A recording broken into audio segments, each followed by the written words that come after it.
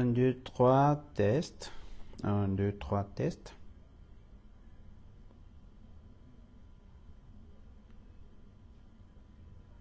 Est-ce que le son est bon? Alors, je vais tester. Est-ce que le son est bon? 1, 2, 3, test. Ouais, le son est bon.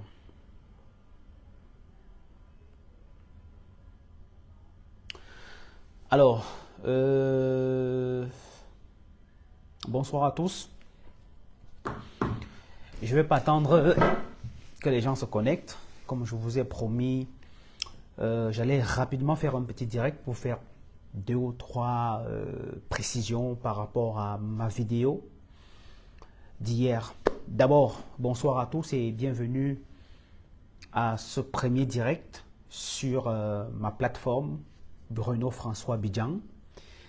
C'est la nouvelle page Facebook que j'ai créée après que ma page principale, Bruno Bidjan officiel, a été piratée il y a quelques mois. Vous savez, j'avais fait une communication là-dessus où j'avais informé les internautes que ma page Facebook avait fait l'objet de piratage. Une page où j'avais déjà pratiquement 300 000 abonnés.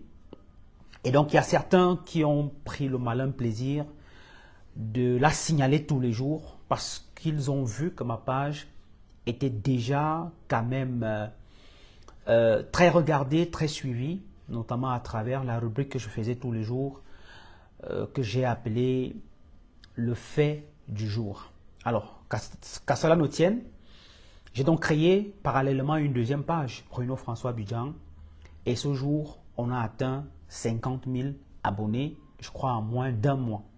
Et pour cela, je tiens à remercier ceux qui me suivent, ceux qui aiment ce que nous faisons, ceux qui nous encouragent au quotidien et ceux qui, malgré tout, continuent de nous faire confiance. Donc, bienvenue à cette page. C'est un nouveau départ. Je n'ai pas baissé les bras. Nous faisons face à beaucoup de contraintes, des gens qui ont du mal à accepter de nous voir évoluer et ces gens sont prêts à tout pour nous empêcher d'avoir une visibilité. Mais ce qu'ils ignorent, c'est que ce que Dieu a écrit, personne ne peut l'effacer. Ce que Dieu a prévu, personne ne peut l'effacer. Et c'est pour cela que je suis là, que nous continuons malgré tout à être là. Alors, hier, j'ai fait une petite vidéo.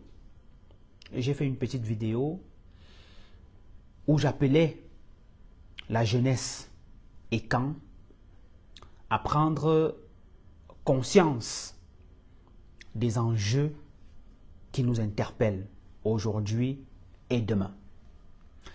La vidéo en question a suscité beaucoup de débats et en fait c'était ça l'objectif.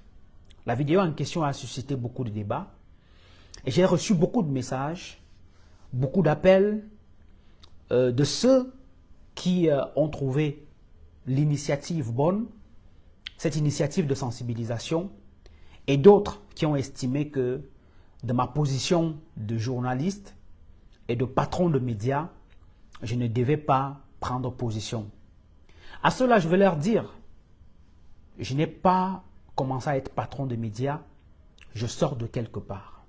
J'ai un village, j'ai une histoire, une culture, une tradition, j'appartiens à une tribu. On ne peut ne pas le reconnaître à un individu. Je suis fier de pouvoir dire que je suis Boulou. Je suis fier de pouvoir dire que je suis Ekan. Et je me dois en tant que fils Ekan de défendre les intérêts des Ekans. Et quand ça ne va pas, parmi tant d'autres, je peux prendre la parole et dire voici ce que je pense. Ça, c'est mon droit. Ceux qui vont traiter mon discours de tribaliste, d'ailleurs, ce n'est pas nouveau, c'est tous les jours, je m'en fous. Écoutez bien, je m'en fous. Mon but était de toucher la jeunesse Ekan en lui disant, faisons très attention. à l'allure où vont les choses, si on ne prend pas conscience, si on ne s'interroge pas, si on ne s'assoit pas autour d'une table pour réfléchir, pour penser, pour prévenir, pour anticiper aujourd'hui, il est probable que demain, qu'on puisse rater le train. Ça, c'est mon rôle. Je pouvais le faire, quelqu'un d'autre peut le faire, d'autres personnes le font même déjà, mais j'estime que c'était ma petite contribution pour éveiller la conscience de la jeunesse ECAN. Et depuis, j'ai vu pas mal de réactions, que ce soit sur Facebook, que ce soit sur les réseaux, sur WhatsApp. D'ailleurs, il y a beaucoup de gens qui m'ont écrit, beaucoup de gens, j'étais même surpris, il y a beaucoup de gens qui m'ont écrit, qui m'ont dit, il faut continuer la sensibilisation, il faut continuer à éveiller les consciences, nous te soutenons. À cela, je leur dis merci. Il y en a aussi qui ont critiqué, à cela aussi, je leur dis merci, parce que leurs critiques sont constructives, leurs critiques nous amènent à se dire, il faut peut-être qu'on essaie de mettre en place quelque chose qui va permettre à ce qu'on puisse réunir toute la jeunesse ECAN répartie à travers le monde entier, qui est d'ailleurs très brillante, très entreprenante, pour pouvoir poser les jalons d'une base solide qui va nous permettre d'atteindre les cimes. Alors, j'ai aussi vu pas mal de vidéos, des gens qui sont toujours dans le dénigrement, dans l'insulte, qui m'ont toujours traité de tous les noms d'oiseaux parce qu'ils n'acceptent pas que Bruno Bidjan soit Bruno Bidjan aujourd'hui. Ils ont mal. Eux là, eux, ils font leur travail. Ils vont toujours faire des vidéos. Moi, ça me laisse à 37. Ça me laisse à 37. À mon âge, j'ai vécu des choses qu'un jeune de mon âge, je ne suis pas sûr, ne peut supporter. Mais malgré cela, le Seigneur m'a toujours béni. Moi, c'est comme ça que je me considère. Je suis une bénédiction de Dieu. Et c'est pour cela que je suis là. Et c'est pour cela que ceux qui estiment que je suis justement cette bénédiction-là continuent de me soutenir. Vous allez parler, vous allez dire tout ce que vous voulez sur Bidjan. Ça ne changera absolument rien à mon sort ou à votre sort. Ça vous ronge autant de voir quelqu'un debout. Créez les histoires comme vous voulez, dites ce que vous voulez quand je dois prendre la parole pour parler, parce que c'est de mon droit. Quand je dois prendre la parole pour sensibiliser, c'est mon droit. Quand je dois prendre la parole pour dénoncer, c'est mon droit. Que ça vous fasse mal ou pas, Bidjan va toujours parler. Et vous allez souffrir encore de voir Bidjan debout. Parce que je sais, je le sais, je ne peux même pas discuter là-dessus. Je suis prédestiné à quelque chose de plus grand. Je le sais. Peu importe ceux qui vont faire 1000 vidéos par jour pour parler de Bidjan, d'Apikoro, de ceci. Racontez votre vie. Vous avez vos pages Facebook qui sont monétisées. Vous avez besoin de la visibilité et vous avez besoin d'un sujet qui vend. Et moi, je suis un sujet qui vend. Parce que quand vous parlez de Bidjan, vous avez des vues. Vous récoltez de l'argent à la fin du mois. C'est tant bien pour vous. Si ça peut vous permettre de payer des factures, c'est tant mieux. Moi, je m'estime heureux parce que quelque part, je contribue quand même à ce que vous puissiez régler certaines de vos factures. Mais entre-temps, acceptez que je suis aussi mon bonhomme de chemin, non? Pourquoi ça vous fait mal? Pourquoi ça vous fait mal? Tous les jours, oh, il n'a pas de diplôme en journalisme, pourtant tout le monde me voit. Je suis là tous les jours, je fais mon travail, je me bats au quotidien. Je me bats au quotidien pour faire mon travail. Oh, sa femme a le concombre. Et puis quoi encore? Et puis quoi encore? Ma femme, le concombre, machin. Je m'en tape. Qu'est-ce que ça enlève à moi? Vous avez annoncé partout qu'il y a une vidéo. La vidéo a circulé, j'ai la vidéo. Mais sortez-nous la vidéo. Votre montage de bas étage ne peut pas empêcher Bidjan d'aller de l'avant. Votre petit montage de bas étage ne peut pas empêcher Bidjan de continuer à aimer sa femme. Votre montage de bas étage ne peut pas empêcher Bidjan de continuer à vivre sa vie et à construire brique après brique son bonhomme de chemin. Parce que je suis une bénédiction. Très peu de jeunes de mon âge peuvent faire ce que moi j'ai déjà fait dans ma vie. Je n'ai pas d'explication à donner à qui que ce soit. Mes parents sont heureux de leur enfant, de ce que leur enfant fait pour eux, pour les honorer. Tous les jours, mes frères sont heureux de moi. Ma femme est 1000 fois heureuse de moi. Mes enfants sont heureux de leur père. Je ne veux même pas parler de ceux que j'aide par jour. Ça ne m'intéresse pas, ce n'est pas important. Du moins, ce cocon familial qui retrouve en moi quelqu'un, je veux dire, je suis le messie, comme on dit souvent, le pétrole du village est devenu kérosène. Ça, c'est moi. Mais quand tu as ça, qu'est-ce que tu dois encore demander à Dieu?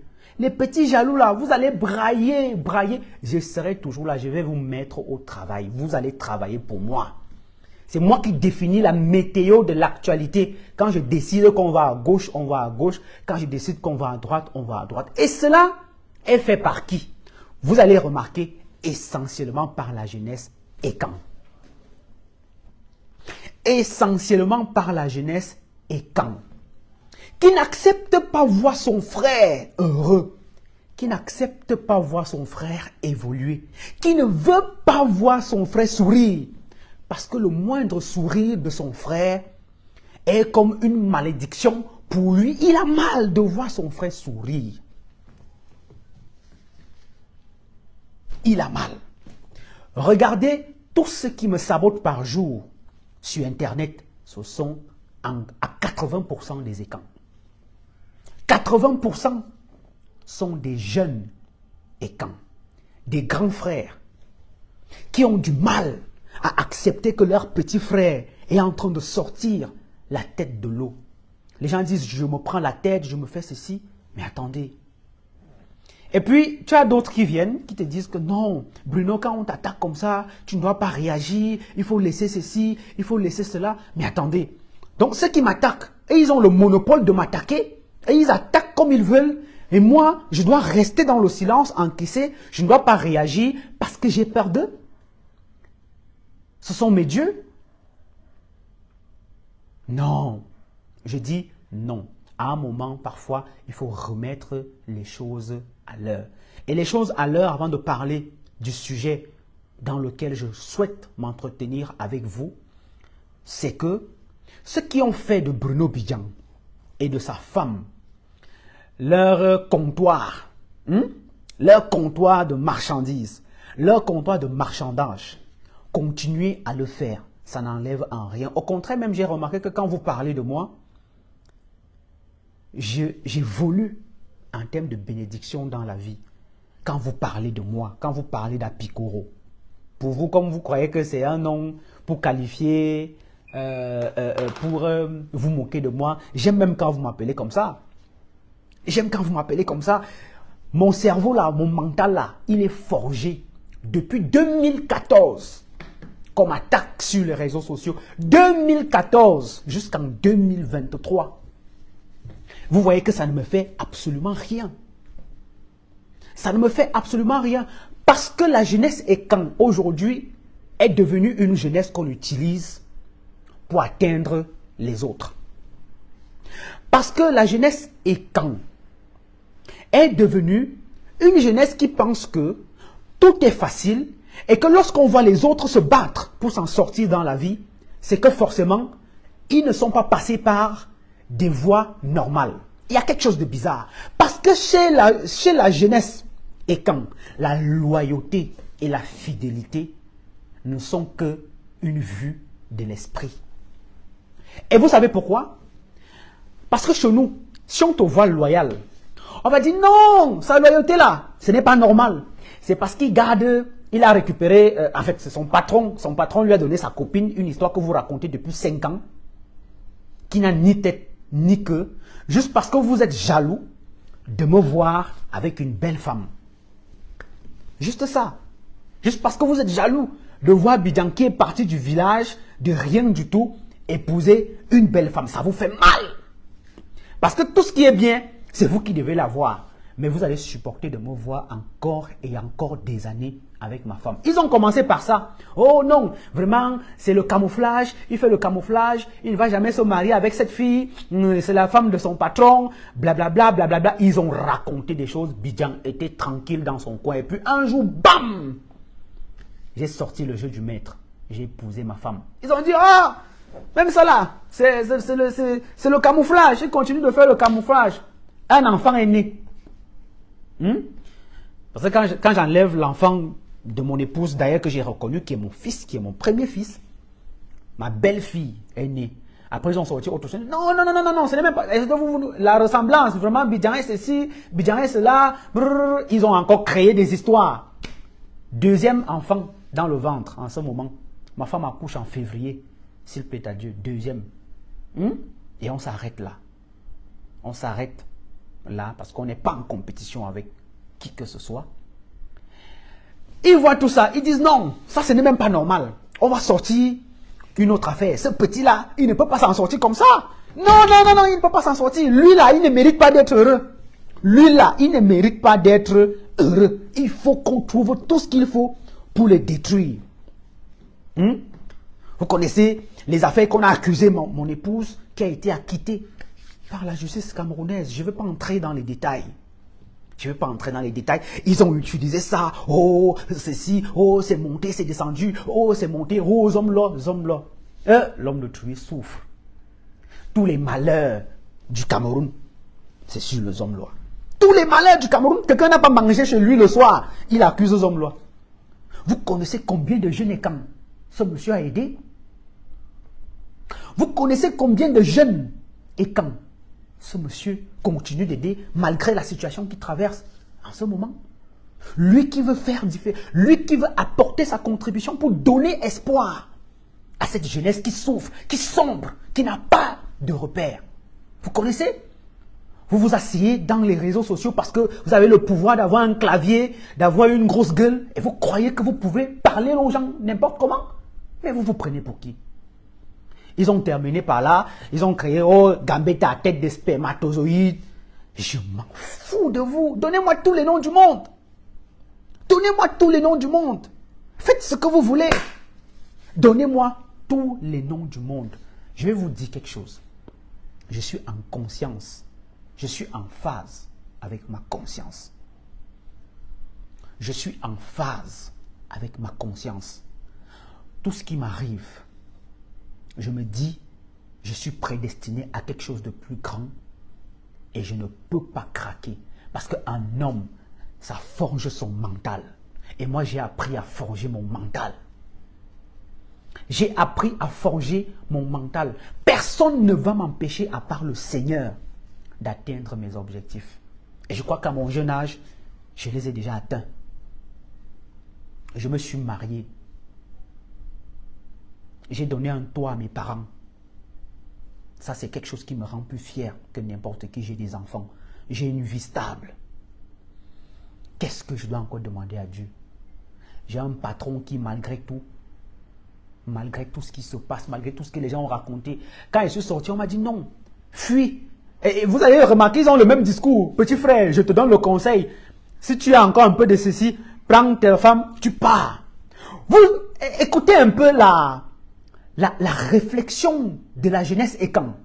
Donc, pour peu que ton patron qui t'a tout donné dans la vie est en difficulté, ils se positionnent comme des donneurs de leçons, des donneurs de conseils. Ils se positionnent comme étant des grands conseillers. Ils te disent que non, prends tes enfants, prends ta femme, fuyez le pays, laissez-le. Ça, c'est la mentalité de la jeunesse et quand que je combats. Vous comprenez?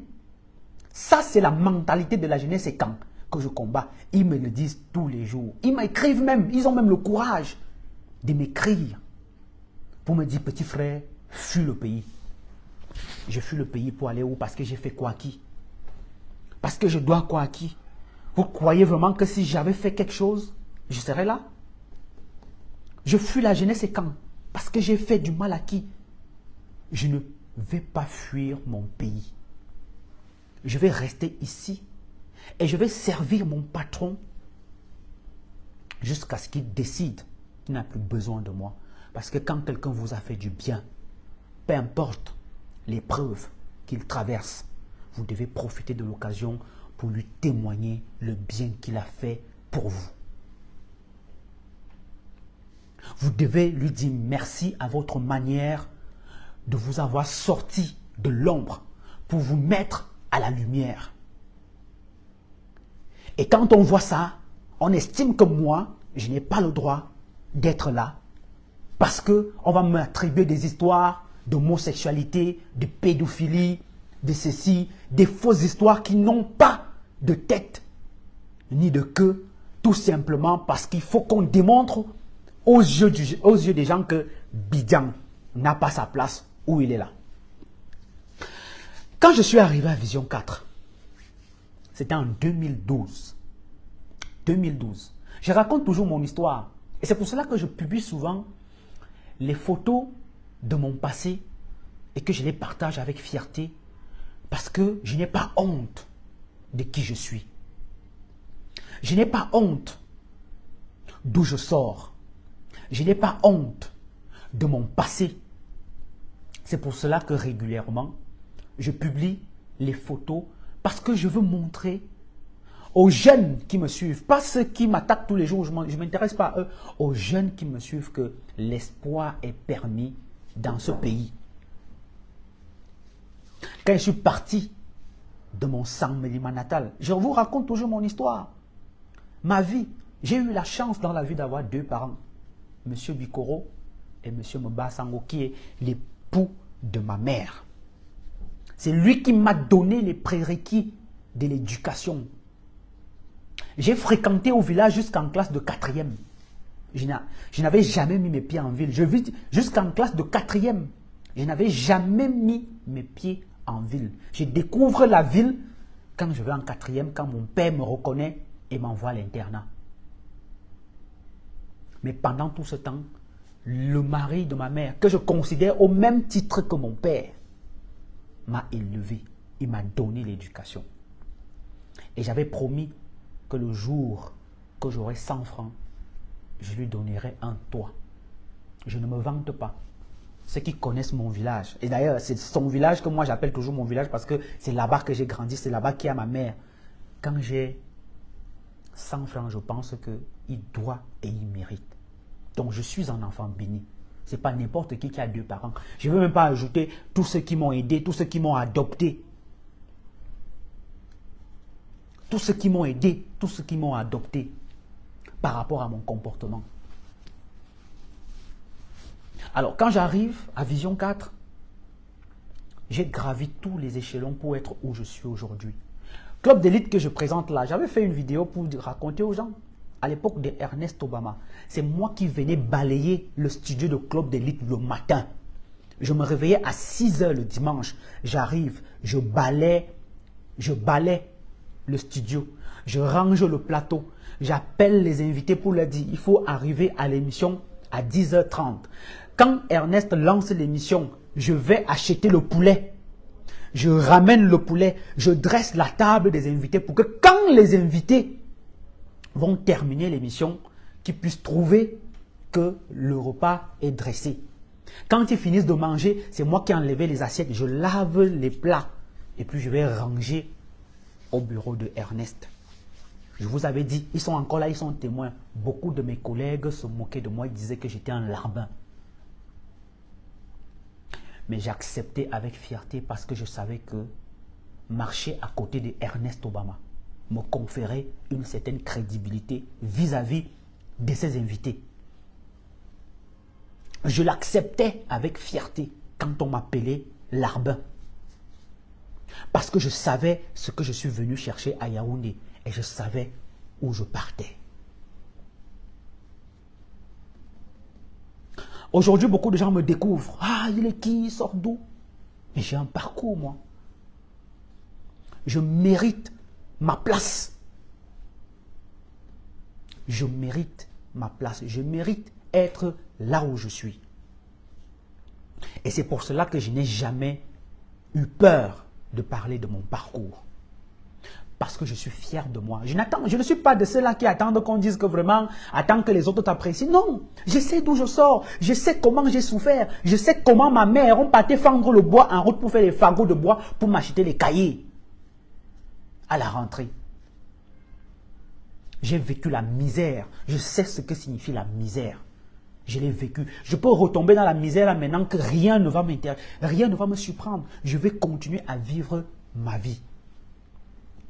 J'ai appris à être humble. J'ai appris à respecter les gens. Dans le métier, personne ne vous dira que j'ai manqué de respect à qui que ce soit. Personne. La seule personne avec qui j'ai eu une altercation, c'était Guy Zogo. Parce que j'étais au courant de tout ce qu'il racontait et je m'étais promis que le jour que je le verrais, je m'approcherai de lui et je lui dirai quand même que grand frère, quand on fait ce métier, nous tous, on connaît, on a une ligne éditoriale, à respecter. Je ne peux pas te l'en vouloir, mais je dis quand même, quand on ment, il faut mentir à 50% et on dit quand même la vérité à 50%. Mais quand toi tu mens à 100%, est-ce que c'est sérieux? Le grand frère s'est fâché. J'ai des témoins. Guibaï Gatama était là. Il y a un autre grand frère qui est responsable de la communication de la communauté urbaine. Ils étaient là. Ils étaient là. Ce sont eux qui sont venus séparer le grand frère quand il s'est énervé pour en découdre avec moi. Moi, je lui ai dit, grand frère, tape-moi si tu veux. Moi, je ne te ferai rien. Je comprendrai qu'un grand frère s'est fâché. C'est le seul. Les autres, là, personne ne vous dira que j'ai manqué de respect à quelqu'un. Je n'ai jamais manqué de respect à personne. Je trace mon bonhomme de chemin brique après brique parce que je sais d'où je sors. Je sais qui je suis. Et ce que les gens pensent de moi me laisse à 37. Ça ne m'intéresse pas. Je ne suis pas venu à Yaoundé pour venir me contenter de ce que les gens disent de moi. Je suis venu à Yaoundé pour venir chercher mon pain quotidien, nourrir ma mère qui est restée au village. Préparer un avenir à mes enfants. Donner le minimum de ce que ma mère veut. Progresser avec les études quand je peux. C'est pour ça que je suis rentré à l'Estique parce que je m'étais promis que je retournerais à l'Estique, finir mon parcours. Mais sauf que là-bas, j'ai été confronté à une situation. J'ai été confronté à une situation, c'est que on a voulu ridiculiser mon patron, mais mon patron, c'est mon Dieu sur terre. Pourquoi vous ne voulez pas que je le dise? Amougou Belinga, c'est mon Dieu sur terre, c'est l'homme qui m'a tout donné.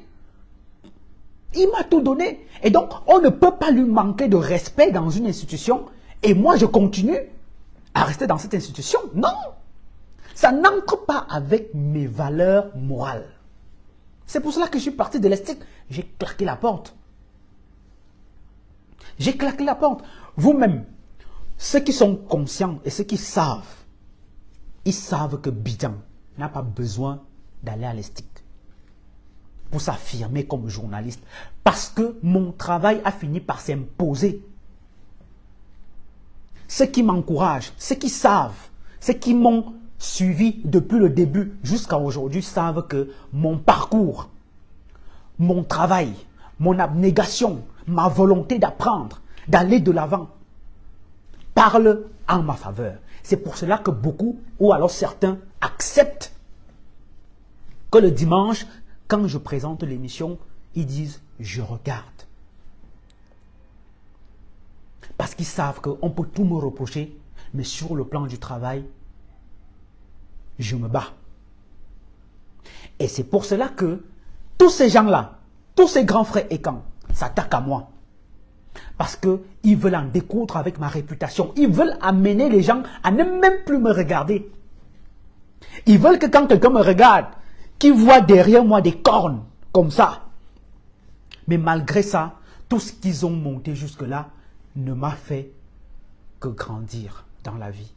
Ils ne m'ont apporté que de bénédictions parce que plus ils parlent de moi, plus les gens s'intéressent à moi et plus les gens découvrent que je ne suis pas aussi néant qu'ils veulent le faire savoir. Non. Jeunesse et quand on a encore du travail. Vous voyez comment les autres sont organisés? Vous voyez comment les autres sont organisés? C'est un fait, hein? C'est un fait. Quand quelque chose concerne un des leurs, les gars font motus. Cousu. Ils n'en parlent pas. Ils n'en parlent pas. Ça passe comme si de rien n'était. Mais quand le sujet concerne Bidjan, ça va devenir une affaire d'État. Les gens vont faire les vidéos, 3, 4, 5 vidéos par jour pour démontrer parce qu'ils se disent qu'à travers ça, ils peuvent détruire ma réputation. Mais malheureusement, ce ne sont pas eux qui détiennent ma vie. Ils ne sont pas les dieux. Ils ne décident pas sur les autres. C'est Dieu qui fait mon palabre. C'est Dieu qui fait mon palabre. Et moi, je ne peux pas cracher sur la personne qui m'a donné la vie. Parce que je sais que toute leur manigance, c'est pour qu'ils apprennent que peut-être j'ai démissionné, peut-être que j'ai fui le pays. Pourquoi est-ce que je dois fuir le pays? Dites-moi. Je me reproche de rien. Absolument rien du tout. Pourquoi est-ce que je partirais? Non, je ne vais pas partir. Je vais rester dans ce pays. Je vais encore faire d'efforts tant que Dieu me donne la vie d'évoluer, de travailler dur pour vous montrer que vos petits trucs là, vous faites ça aux autres, pas à Abidjan. Quand je paye mes factures à la fin du mois là, vous êtes là? Vous croyez vraiment que vous êtes mieux placé pour me donner des conseils? Non, ne me conseille que celui qui peut m'apporter une plus-value dans la vie. Vous m'avez apporté quoi? À part chercher à me détruire. Et vous croyez que je vais suivre vos conseils à 2 balles? Non, vous n'avez rien à me dire, monsieur. Vous n'avez absolument rien à me dire. Un, vous n'êtes pas des modèles pour moi. Peut-être que vous êtes des modèles pour les autres parce que vous tenez le discours qui va les plaire, qui les conforte dans leur position. Pas moi. Vous n'êtes pas un modèle pour moi. Nous, on est au pays. On va au front. On va au front et vous n'allez pas me détruire. Personne ne va détruire Bruno Bidjang tant que Dieu est là. Parce que c'est lui qui me protège. Tout ce que j'ai traversé, si je n'étais pas un enfant de Dieu, je ne serais pas en train de faire le direct ici, aujourd'hui, devant vous. Vous le savez. Tout ce que j'ai traversé, si Dieu n'était pas là, je ne serais pas là. Mais si je suis là, c'est que Dieu a un plan pour moi. C'est ça qui me maintient. Dieu a un plan pour moi, tout comme Dieu a un plan pour chacun de nous. Chacun a son histoire, son parcours, sa bénédiction, sa destinée. Et personne ne doit vous détourner de ça. C'est pour cela que les gens me combattent. C'est pour ça que les gens créent des histoires sur moi, sur ma femme, tous les jours. Ils sont même allés jusqu'à douter de la paternité de mes enfants. Quand je fais une photo, quand je fais une vidéo où je publie avec ma femme, ils sont mal, ils sont malades, ils veulent mourir. Mais vous allez mourir. Du moins psychologiquement, votre petit frère va vous donner le travail. Parce qu'il est fier de lui.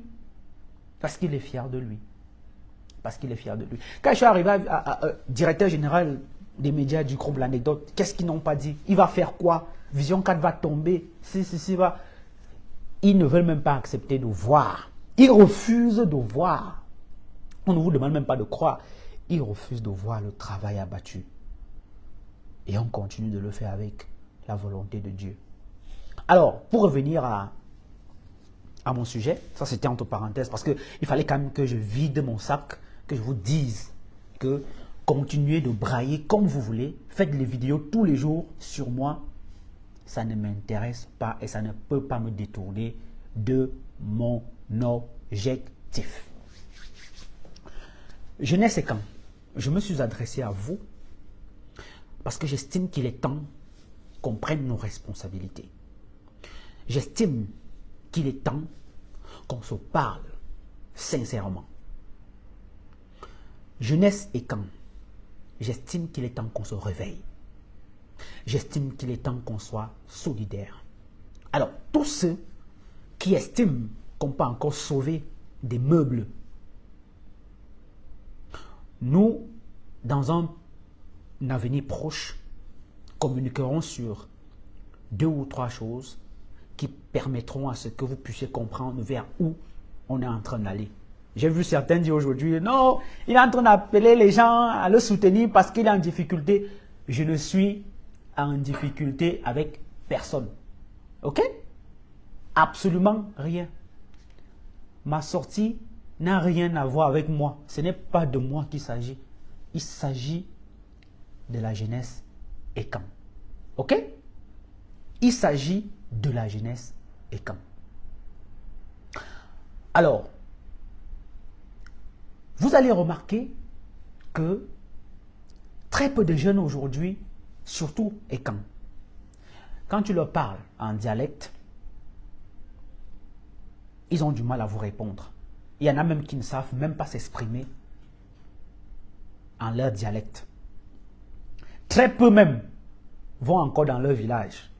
Parce que chez nous, les écans, quand tu commences un peu à toucher, quand tu as un petit boulot, tout ça, on a toujours tendance à croire que rentrer au village est un danger pour nous parce qu'étant là-bas, on va nous tuer. Les grands-mères, les grands-pères et les autres, ils vont nous tuer parce qu'on a déjà un peu d'argent.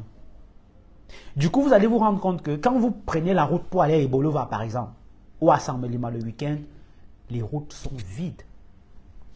Faites le même constat quand vous partez à l'ouest. Partant de Douala pour l'ouest ou partant de Yaoundé pour l'ouest, vous allez voir que la route est saturée parce que les week-ends, tout le monde rentre dans son village.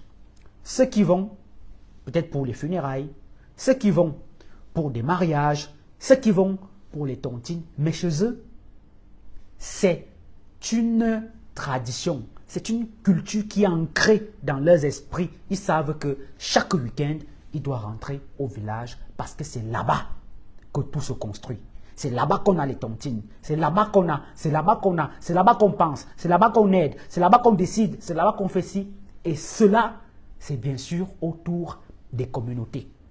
Ces communautés peuvent être des tontines, ces communautés peuvent être des associations, des GIC, mais toujours est-il qu'ils se retrouvent toujours pour penser leur avenir. Ce qui est tout le contraire des jeunes écans. Les jeunes écans, vous allez vous rendre compte que le week-end, ce sont eux qui remplissent les boîtes de nuit, les bars, les ceci, ce sont eux qu'on appelle les présidents là-bas, ils gaspillent l'argent. Nous sommes des viveurs. Et parfois, quand on a une petite chance, et quelques temps après, cette chance part, on accuse le village. Conséquence, il y a l'exode rural incroyable aujourd'hui dans les grandes régions et quand le centre sud-est. Quand vous partez dans vos villages aujourd'hui, pendant les congés, il n'y a personne. La manière dont les congés étaient animés il y a quelques années, ce n'est plus le même cas aujourd'hui. Alors, il faut qu'on se pose des bonnes questions. Pourquoi on n'arrive pas à se parler? Pourquoi on n'arrive pas à être sincère? Pourquoi est-ce qu'on ne peut pas mettre en place des initiatives communautaires qui vont nous permettre de pouvoir nous organiser pour décider que aujourd'hui, on va faire telle chose. Demain, on a des frères qui ont des compétences en tel secteur. On va les appuyer parce qu'on a une organisation qui va nous permettre d'être autonomes. Ça, peut-être nos aînés ne l'ont pas fait, mais il est temps que nous, on prenne nos responsabilités pour commencer à se construire, pour commencer à se soutenir, parce que ça, c'est important. Ça, c'est important. Aujourd'hui, c'est arrivé à Abidjan. Demain, ça pourra arriver à quelqu'un d'autre. Mais comment est-ce qu'on se met ensemble pour que quand ça arrive à un des nôtres, qu'on puisse connaître comment nous organiser? J'ai écrit à 2 ou 3 grands frères et grandes sœurs qui, depuis un certain moment, se chamaillent sur les réseaux. Et je leur ai dit, mais quand vous donnez ce visage, cet exemple, c'est pour que nous qui sommes vos petits frères, on vous regarde comment? Comment on vous regarde? Comment on fait dans cette situation? Vous qui êtes censés nous protéger, vous vous chamaillez, vous vous entretuez d'abord entre vous et vous le faites sur les réseaux sociaux au vu et au su de tous. Nous, on se protège où? La solidarité est importante, c'est la base de tout. La solidarité. La solidarité. Et ceux qui m'ont critiqué, 90% sont des écans. 90% sont des écans. Est-ce que vous vous imaginez? Et pendant ce temps, les autres sont en train de tout prendre. Ils sont partout. Ils ont déjà tout pris. Si je parle seulement du secteur dans lequel je suis, la communication, les chaînes de télé, les chaînes de radio, la presse écrite, les grandes pages Facebook qui sont suivies sur les réseaux sociaux, sur TikTok, les jeunes écans sont à côté. Nous là, ceux qui sont suivis et autres, c'est seulement pour régler les comptes entre nous. Oh, ma ceci est monté. Oh, ma cela est monté. Oh, je vais vous détruire. Oh, pourquoi est-ce que le mot solidarité est difficile pour nous? Pourquoi est-ce qu'on n'arrive pas à se soutenir? Et quand moi je me lève pour tenir ce discours, les gens estiment que je suis en train d'appeler à un soutien. Est-ce que j'ai besoin de vous pour me protéger? Je n'ai pas besoin de vous pour me protéger. Je n'en ai pas besoin. Mais je fais un travail de conscientisation et j'ai dit que je vais le faire. Quitte à ce qu'on arrive à quelque chose qui va nous permettre de nous mettre ensemble. Du moins pour ceux qui seront volontaires. On ne vous demande rien du tout. On dit juste, il faut qu'on essaye de s'organiser. Voilà, par exemple, Manga Pascal qui parle des importations. C'est partout. C'est dans tous les secteurs. Regardez ceux qui achètent le terrain. Ils achètent le terrain partout. Quand on le dit, les gens parlent de tribalisme. Non. Mais eux, ils sont organisés. Eux, ils savent ce qu'ils font. Ils savent où ils vont. Regardez les grands hôtels de toutes les grandes villes du Cameroun. Partout, c'est comme ça. On ne peut pas le leur en vouloir parce que c'est un peuple dynamique qui a compris l'essence du mot solidarité et soutien. Ce qui nous dépasse, nous. C'est pour cela que moi, j'ai particulièrement titré jeunesse et camp. J'ai dit jeunesse et camp. Je n'ai pas voulu dire les écans, parce que quand on dit les écans, ça implique déjà d'autres choses. Nous, les jeunes là, il faut qu'on prenne conscience. Il faut qu'on joue notre partition. Il faut qu'on s'organise. Il faut qu'on se soutienne. Il faut qu'on avance ensemble. J'ai eu beaucoup de messages. Oh, Bruno, tu parles de jeunesse, mais quand je suis venu te demander l'emploi, tu ne m'as pas recruté. J'ai reçu au moins 200 messages. Écoutez la mentalité des gens. Toi, tu appelles à une mobilisation. Eux, ils ne cherchent que leur intérêt. Ils vous disent que ils sont venus déposer des dossiers. Ils t'ont posé un problème de financement. Mais je ne suis pas une banque. Je suis qu'un pauvre petit salarié. Quand je prends mon salaire à la fin du mois, là, c'est pour nourrir ma famille.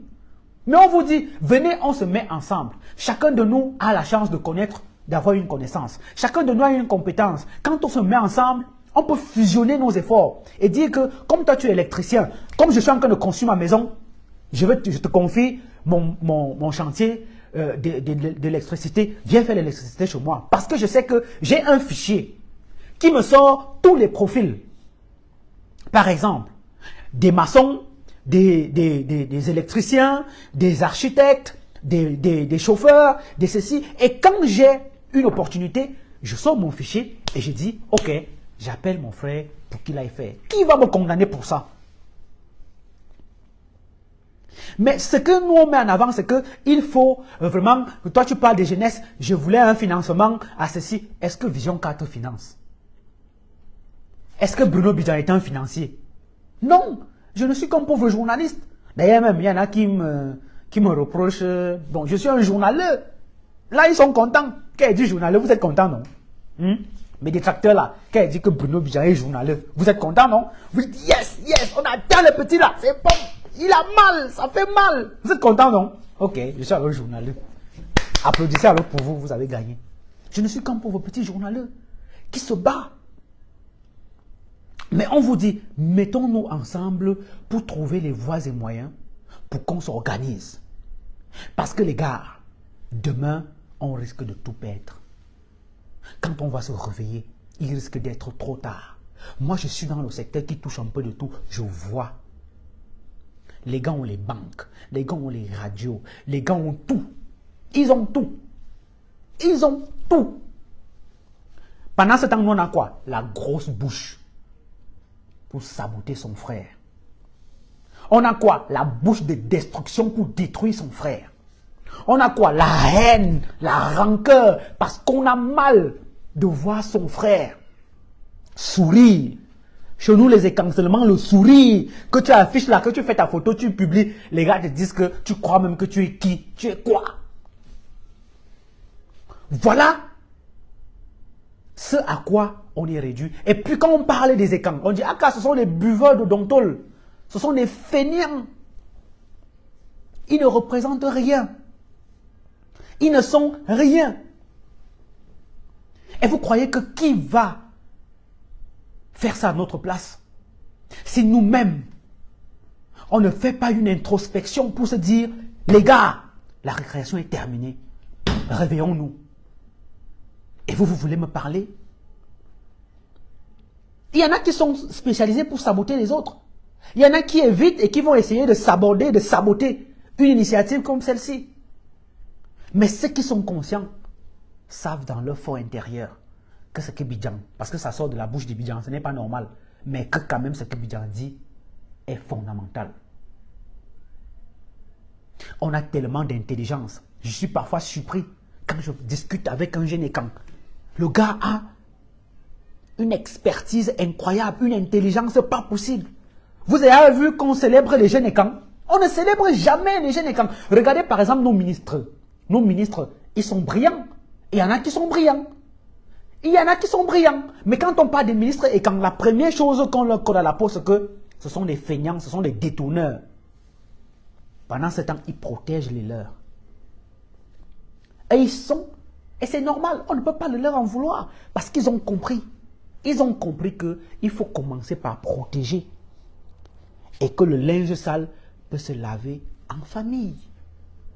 Parce qu'ils ont des, comment on appelle ça, des groupes, des organisations qui leur permettent de pouvoir poser leurs problèmes. Regardez par exemple le LACAM à l'ouest Cameroun. Le LACAM à l'ouest Cameroun, qui est une sorte de rite de renaissance. Une construction au village où on résout tous les problèmes. Et ils ont ça. Quand ils ont les problèmes, ils se retrouvent autour de ça. Que ce soit à travers un deuil, que ce soit quand il y a des problèmes, ils se retrouvent. Et ils essaient de résoudre leurs problèmes à travers ça. Quand ils sortent de là, ils savent exactement ce qu'ils vont faire. Regardez par exemple le Ngon chez nos frères Bamoun. C'est un truc qui existe, je crois, depuis 1384 et qui a été réveillé par le roi sultan de Bamoun, Bobo Njoya. Je crois que c'était en 90 ou 91, quelque chose comme ça. Et qui aujourd'hui est devenu un rendez-vous important pour le peuple Bamoun. Regardez par exemple le Ngondo chez les Sawa. Le Ngondo chez les Sawa. Ce sont des choses qui sont hautement stratégiques, non seulement sur le plan spirituel, sur le plan traditionnel, sur le plan culturel. C'est là-bas que les grandes choses se décident. On décide de faire de toi le milliardaire. On dit, toi tu vas être milliardaire. Et chacun apporte sa contribution. On dit, tu vas ouvrir une banque. Mais chez nous, les Ekans, on a quoi? Rien. Que dalle. Seulement la grosse gueule. Seulement l'esprit de jalousie. On a quoi? On n'a rien du tout. Absolument rien. On nous utilise pour s'auto-détruire. Donc on utilise ton frère pour te détruire. Et il est fier de te détruire. On n'a rien. Et on ne se pose pas des questions. Pendant que les autres vont chez eux, pendant le week-end, pour aller arranger leur vie, nous sommes à Yaoundé, nous sommes à Douala, dans les bars. Dans les bars. Vous connaissez le nombre de jeunes Ekans qui ont des positions stratégiques dans ce pays? Et au-delà? Vous connaissez? À quoi tout cela nous sert? À rien du tout. Et quand Bidjan ouvre sa bouche pour parler, des gens qui font le match vu sur les réseaux sociaux, sur Facebook, viennent s'asseoir pour dire que c'est parce que je veux qu'on me soutienne. Parce que je veux qu'on me soutienne. Je suis en train de poser un problème fondamental. Moi, j'ai le courage de le poser. Parce qu'il y a des gens qui ne peuvent pas se mettre à parler du problème des Ekans. Parce qu'ils ont peur. Ils ont peur que s'ils prononcent seulement le nom Ekan, on va les renier et ils n'auront plus de visibilité. Ils le savent. Ils savent qu'ils ne peuvent pas appeler leur frère Ekan. Que venez les gars, on s'organise, on se réunit. Ils ne peuvent pas avoir ce courage. Ils ne peuvent pas avoir ce courage. Parce qu'ils savent que s'ils parlent de ça, ils seront reniés et ils n'auront plus de visibilité sur les réseaux sociaux. Parce que ceux qui les soutiennent, eux, ils sont organisés. Et ils savent soutenir les leurs. Et ils savent accompagner les leurs. Et parce qu'ils tiennent un discours qui les arrange, c'est pour cela qu'ils les soutiennent. Mais eux, ils ne peuvent pas parler de leurs frères. Ils ne peuvent pas parler en bien de leurs frères. Ils ne peuvent pas amener leurs frères à mieux s'organiser. Eux qui sont nos grands frères, ils ne peuvent pas le faire parce qu'ils ont peur. Et c'est ça qu'ils ne vous disent pas. C'est pour cela qu'ils passent leur temps à saboter Bidjan. Parce que Bidjan a le courage de dire ce qu'il faut, ce qui est vrai. Et vous le savez. Nous ne sommes pas pareils. Nous ne sommes pas pareils. Moi, je n'ai pas peur. Je ne suis pas influenceur. Je ne vis pas de Facebook. Je vis de mes efforts. Je ne passe pas ma journée à saboter les gens pour espérer récolter ce que Facebook ou YouTube vont me payer à la fin du mois. Je vis de mes efforts. Et c'est pour cela que je peux prendre la parole et dire ce que je pense. Eux là, ils ne peuvent pas dire ce qu'ils pensent. Ils sont obligés de tenir un discours qui arrange ceux qui les soutiennent. Mais ce qu'ils oublient, c'est que ceux qui les soutiennent, eux, ils sont organisés. Et ils peuvent faire sans eux. Et quand ils seront lâchés, ils reviendront demander la pitance auprès de leurs frères. Que nous sommes pour dire, acceptez-moi. On va vous accepter parce que nous, on ne peut pas vous renier. Vous êtes nos frères. C'est pour ça que quand moi je vous rencontre, je vous appelle grand frère. Parce que je vous donne tout votre respect. Mais je respecte vos positions. Respectez aussi les nôtres. Pourquoi vous pensez que ce ne sont que vos positions qui doivent prévaloir sur les autres? Et donc, les gars, il faut, comme je le disais, et je ne vais jamais cesser de le dire, et c'est une initiative qui a commencé et qui va perdurer. La porte est ouverte à tout le monde qui veut faire des propositions. À tout le monde qui veut s'intéresser à ce projet parce qu'il n'est pas de Bidjan. Non, je ne trace que la voie. Je ne donne que le ton. Vous vous imaginez si par exemple on organise le congrès international de la jeunesse et camp au Cameroun et qui réunit tous ces jeunes, toutes ces expertises, toutes ces intelligences.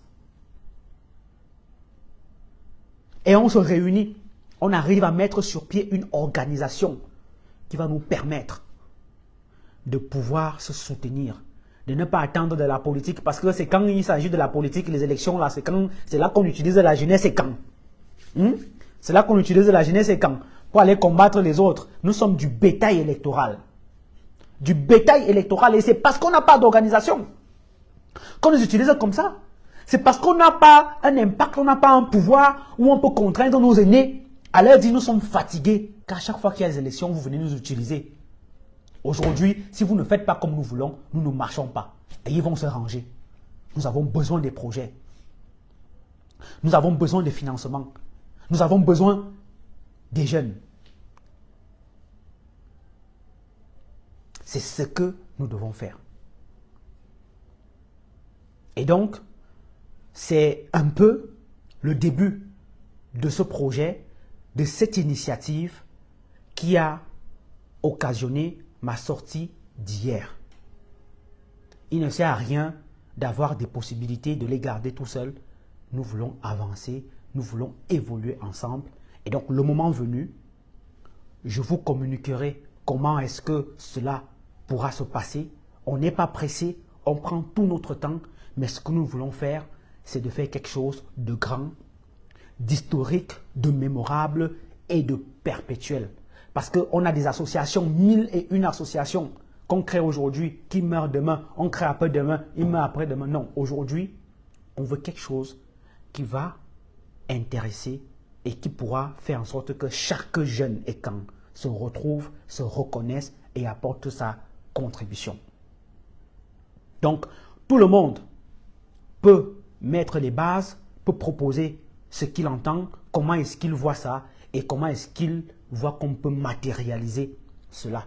C'était essentiellement en cela ma sortie. Ça n'avait rien à voir avec ceux qui veulent faire de la récupération politique, ceux qui veulent plonger dans le dénigrement, ceux qui veulent montrer que nous, les jeunes, et quand nous ne valons absolument rien, nous ne sommes rien du tout, ce sont eux, parce qu'ils ont le soutien des autres, qui sont les plus brillants, les plus ceci. Nous, on a besoin de se mettre ensemble. Donc, on va travailler. Je communiquerai le moment venu un numéro WhatsApp qui va nous permettre de pouvoir se réunir, de pouvoir discuter. Peut-être que ce soit sur Telegram, que ce soit sur WhatsApp. En tout cas, on attend d'abord les propositions. Mon mon inbox est ouvert. Je ne suis pas seul. Ça peut aussi être des initiatives d'ailleurs, pourvu que nous mettons ensemble une organisation qui va permettre à ce qu'on puisse faire la promotion de la jeunesse ECAN. Merci à vous de m'avoir écouté et surtout, merci d'avoir pris votre temps pour essayer de regarder, de comprendre et surtout qu'on puisse se mettre ensemble pour avancer. Bonsoir à tous. Merci infiniment.